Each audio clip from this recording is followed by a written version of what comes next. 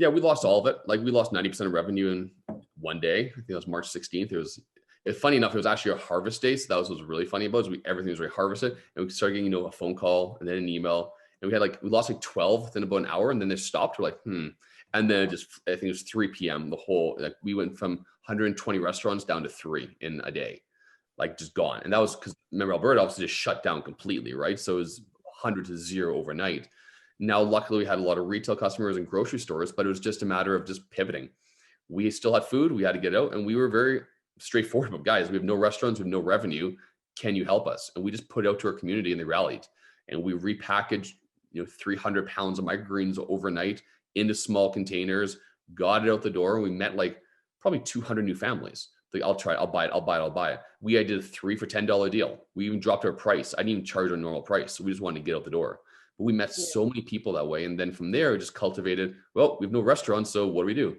And that's where it goes back to micros to mouths. How do you get it to people? So there's a lot of contests, a lot of giveaways, and we rebuilt it, really, because I think we were closed up here, 3-4 months fully, right? I think that was from March basically to May-ish. We had 0 restaurant. Well, not 0. I think we had 3. No, I can't remember. Anyway, and then even then it was like takeout, right? So we had very little revenue on our primary revenue stream for almost 6 months, but we had to rebuild it. But what the key for us was this turnaround.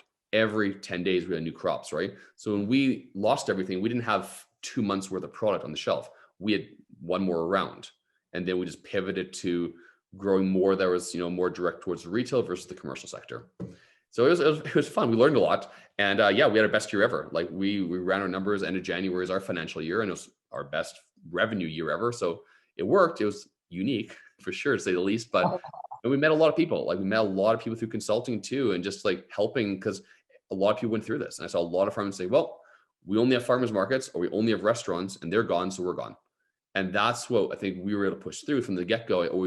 It's like an investment portfolio. You diversify. You never want everything in one area. And that's where that really saved us, because we did, well, it's almost impossible to retail market that fast. It took us 2 years before to do that.